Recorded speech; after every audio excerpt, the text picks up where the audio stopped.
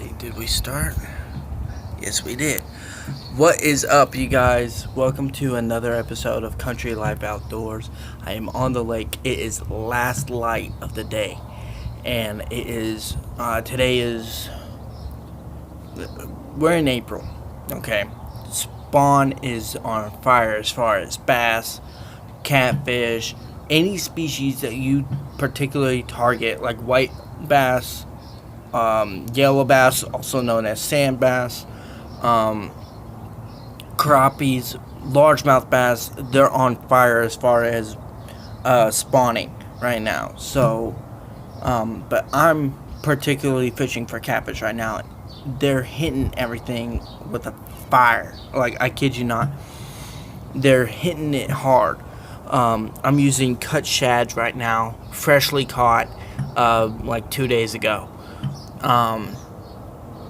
And that's kind of key as far as what you want to use as far as bait, especially now when the bait fish have decided or started to come up into shallower waters.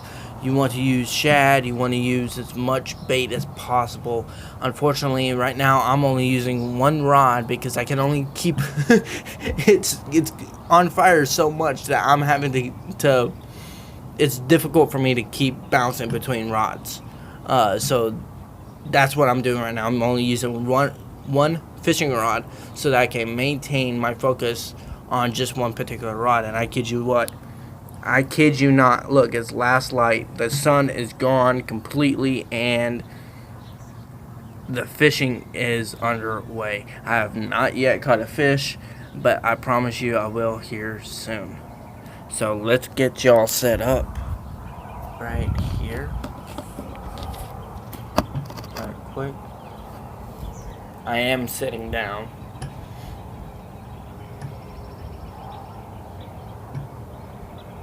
But like I said, I'm using cut bait. I'm mainly using it on the bottom. I've caught, within the last couple of days here, I've caught blue catfish. I've caught channel catfish. The blue catfish, I kid you not, they will run with it. As soon as they put it in their mouths, they will take off with it.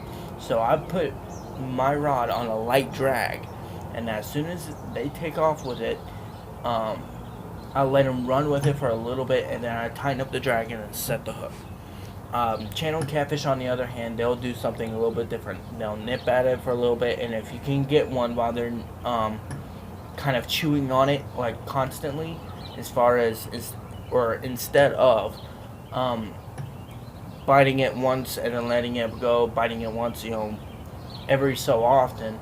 If you can get them whenever they're constantly, biting at it, set the hook on it immediately, because then you'll get your fish that way. I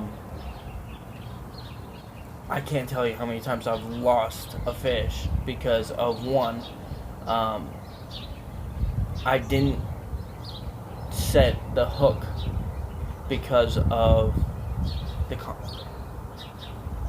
constant either nipping, because I was waiting for it to run with it, because that reassures me that they've actually got in their mouths and I can get a good hook set with it.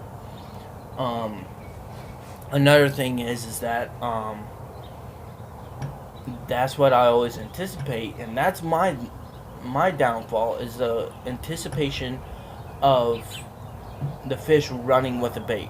So you always got to keep your mind open as far as what kind of fish will be biting it, and how you're going to set your hook, because that is really key as far as how you're going to catch your fish and what kind of fish you're going to be catching.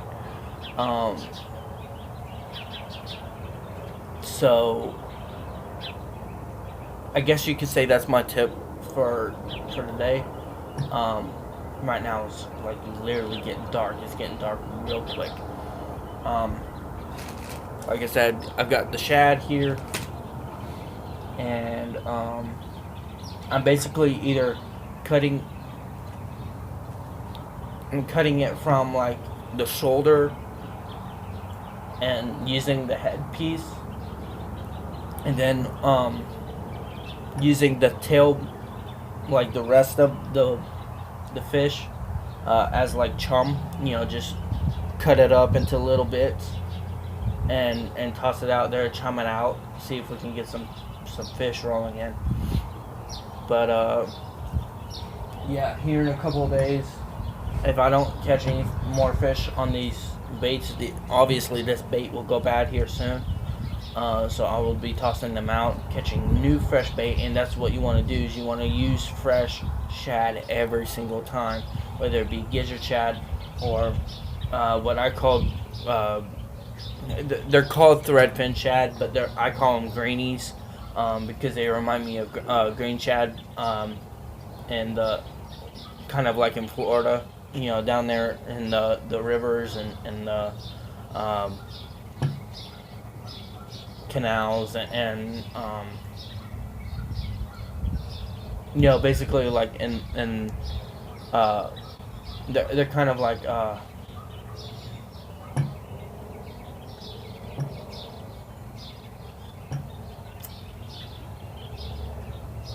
well, I honestly forgot the name of the bait fish, but they remind me of a particular bait fish that you would use for like catching snook, redfish, or even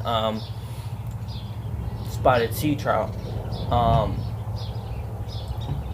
and even tarpon would hit it too, which is phenomenal. Although I've never caught a tarpon in my life. That would be something I would love to do. If you know somebody who would hit me up, who would gladly, have me take a trip down there and go and catch a tarpon, that would be awesome. I would love to do that. As a matter of fact, if you do, go in the comment section down below and let me know who that person is so that I can contact them and book a trip down there.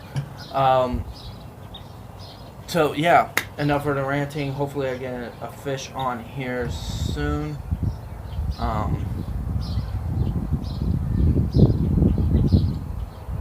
Actually, I might get lucky with how much chum I've been throwing down here. Like, I would throw it right here at the edge every single time. So I wouldn't be surprised if I just took this weight off, put a piece of, oh, no wonder why I didn't catch anything. Whoops.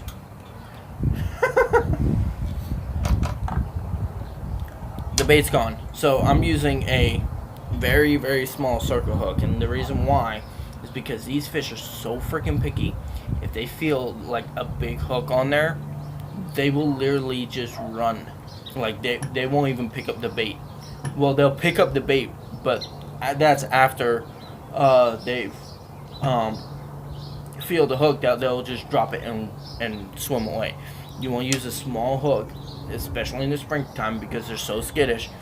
You want to be able to have that advantage of them actually getting it in their mouth without them suspecting. So here's what I do. I take a full shad, okay, then I cut it right before you pass that spot that's right there. You want to cut it right about that way. That way it leaves just the head. You hook it right here in the back of the eyes, because that way it's all cartilage. It's not gonna come off, and they'll get it down in their mouths, and they'll also get the hook in the mouths as well. And it won't come off when they chew on it either, which I find very, very effective. There are two ways I do this. Sometimes I do it sideways, sometimes I do it this way. Sometimes I'll even hook it in the mouth area right here. But what I'm going to do for right now, I'm going to hook it right there. Just like so, because that always seems to work for me. I don't know why, but it does. Just like so. Yes, I know you did hear my battery dying, but I gotta do this real quick. I promise you won't. You will see how quickly these fish will bite.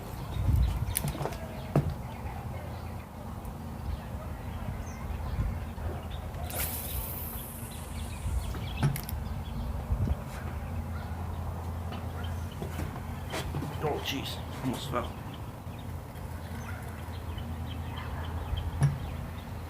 Seems like they're having a party over there. One of the neighbors. Like I said, low drag. That's how low I have it. So that when they run with it, there's no tension at all. Obviously tightening up so that I can get it. The tension between the line. There you go. Alright, let it sit, and I guarantee you about like 2-3 minutes at most, a fish will be biting that.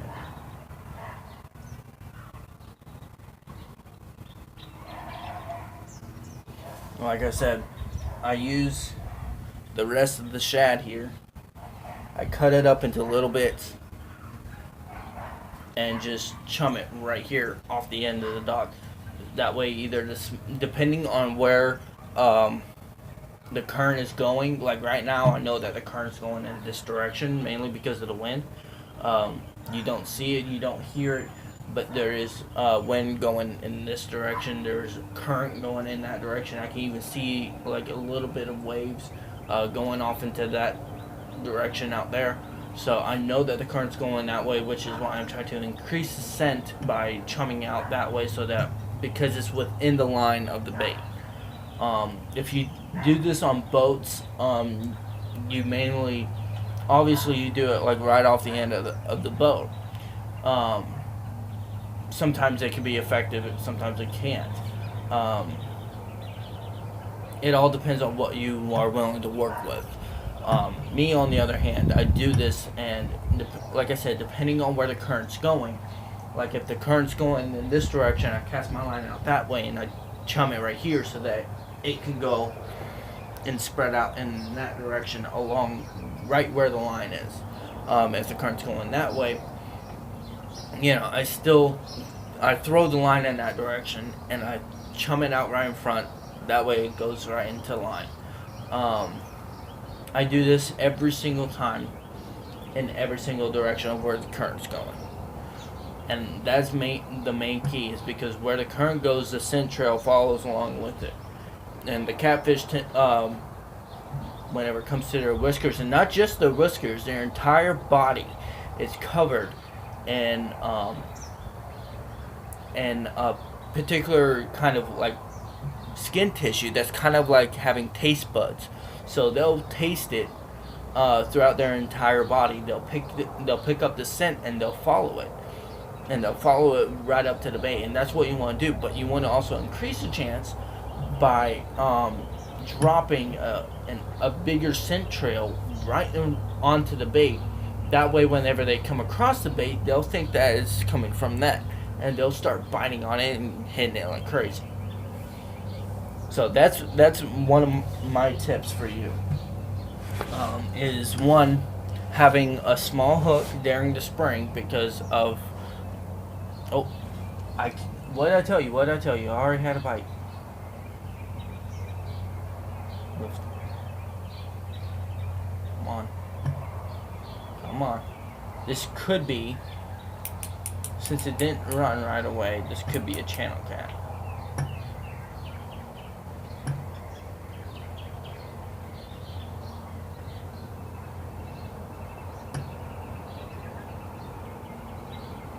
Now, generally wait, because I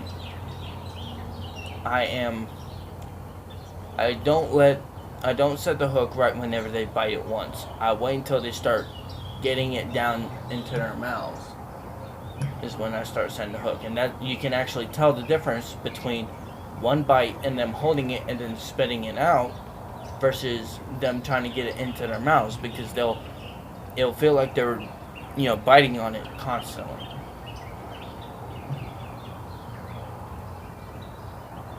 I guess you could say that's another tip if you want to tell the difference between, if you want to tell the difference between the catfish that you catch. Blue catfish will tend to either bite it and hit, like they'll hammer their heads hard, like they'll shake their head hard, or run with it, or a channel cat will, bite it and get it down, or and then run, or bite at it, spit it out, bite at it, spit it out, bite it, and if they really, really want it, you'll feel like multiple nibbles, and that's when you want to set the hook. That's them getting the bait down into their mouths. Channel catfish are also really, really known to hit night crawlers or red worms. And I tell you what, it gets really annoying whenever you're trying to catch really, really big catfish.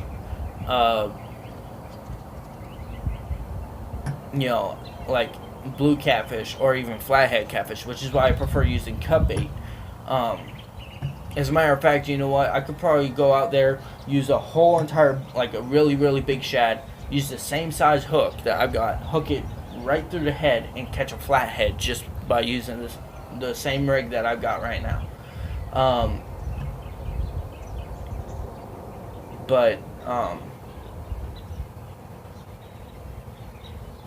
Yeah, so, whenever you're trying to catch blue catfish or you're trying to catch flathead catfish, they will rarely, especially flathead catfish. I mean, flathead catfish is so rare to catch a flathead on worms. They particularly like bait fish, and I'm getting lit up. One more bite like that and I'm setting the hook.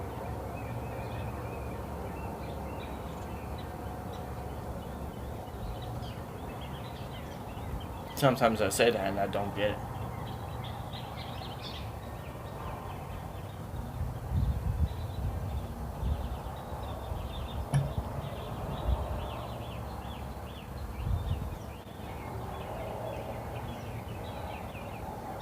Just like this.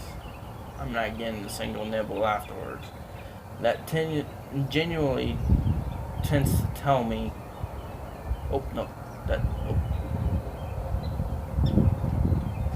sometimes that tends to tell me that the bait's come off. And, come on, just give me one bite. One more bite and I'll set the hook, and I'm probably going to get mad again because I've been fishing for... That's my fault. I wasn't paying attention. I've been fishing for about an hour or two, and haven't caught a single fish. So, yeah. Like I said, flathead. Good Lord. It's just bite, spit out, bite, spit out, bite, spit out. That's aggravating. You want it to commit, and it's so hard to have it commit.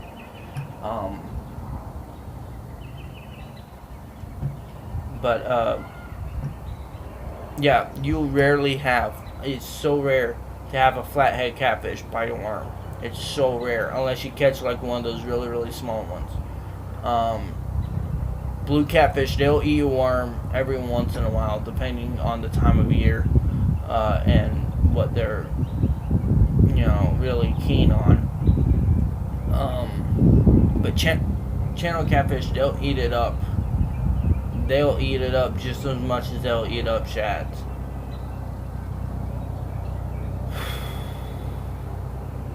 I'm still getting bit.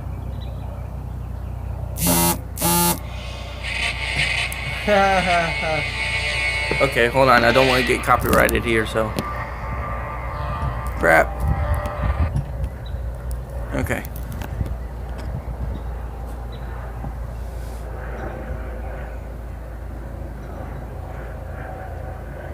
Anyway, so,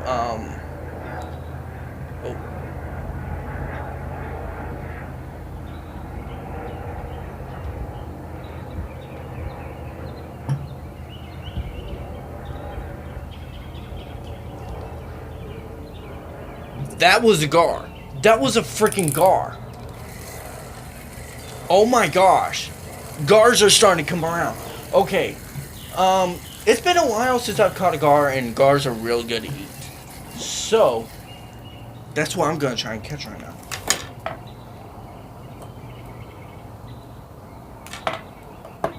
I'm not going to. I'm gonna put the weight away. I'm gonna keep the leader that I've got.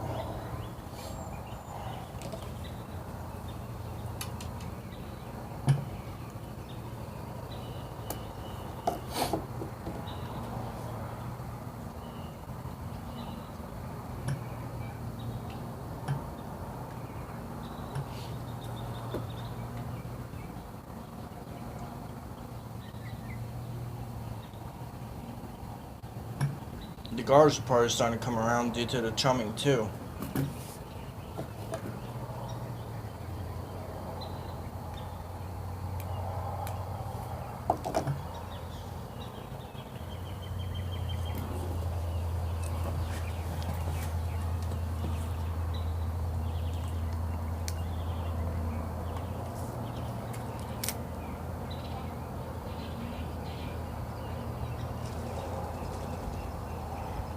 No, unfortunately, I cannot see anything right now. I really can't.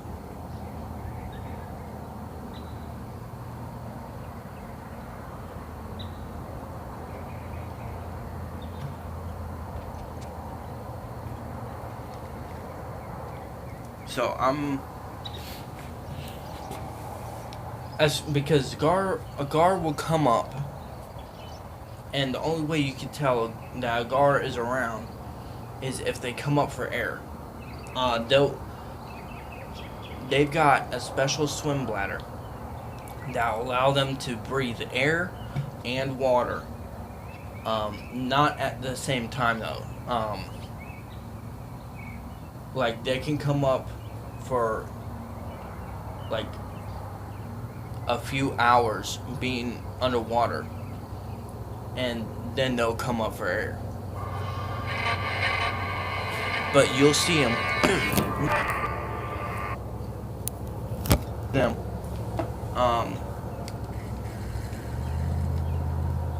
Like at night, whenever if you have a dock light or kind of like either like that or a dock light that's in the water, you'll see them swim close to the surface, and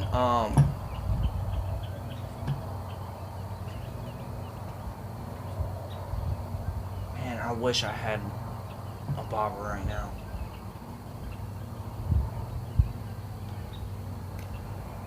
And yes, I really do mean that you'll see them swim close to the surface. It's really, really cool when they do. But I guess for right now, I'll just cast out and kind of use it like a lure, just swimming it real or reeling it in real slow, and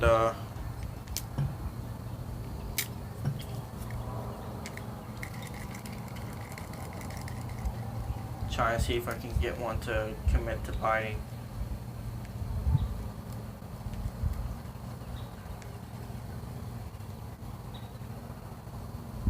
If there is someone around, if there is any around. There was one.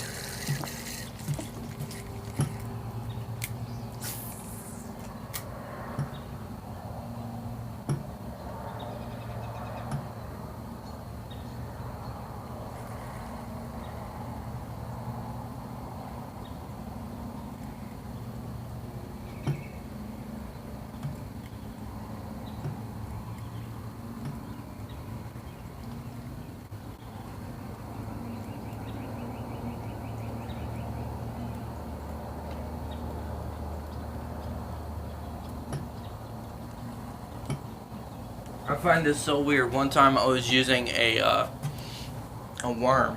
It was like one of those culprit worms, and I was using it like in a Texas rig, and I was reeling it in really quick, and I found saw an alligator guard chase it up to my kayak, and it was so cool. So I'm like, okay, if I do this method, this is what I'm thinking right now. If I do this method to where I'm moving it and I'm bringing it across the top of the water, they'll get curious enough and start following it. And if they want to eat it, they'll eat it. So.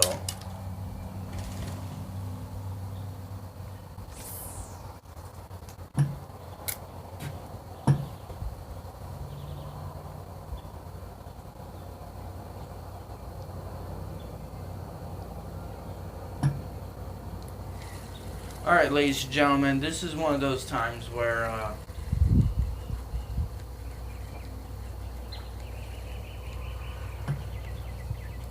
I'll have to close it out. One, due to the fact that I'm running out of daylight, and two, my battery's about to die, and I don't have any more. So, yeah. Thank you guys so much for watching another episode of Country Life Outdoors. It has been one long journey. And I know that we've been changing the title of the shows here and there, and I know that we've been going through some things in life, but that's life. You go through things. You go through troubles, and you know, I'm glad to share this with you guys, both the ups and downs, especially in my life, and not only that, you know, you hear people who go through troubles, and it really opens your eyes as far as what life is like, especially for a YouTuber. It's really difficult. It's not easy, and oh my gosh, I thought I almost lost it. It's not easy for us. It's really not. Some of us in the YouTube community are having difficulties as far as you know, what content we want to bring to the YouTube industry, and that's one of the things that I'm struggling with now is that during the winter I was having a tough time, because I was wondering what can I bring to you guys for you guys to watch. And you know, that's my biggest question. What do you guys want to see as far as my content? Fishing, hunting. I'm willing to do both. As a matter of fact, I'm thinking about going coyote hunting, not tomorrow, but Sunday. So keep an eye out for that. I'm probably going to get demonetized or something like that. I don't know. I'm not even monetized right now because I'm not even sponsored.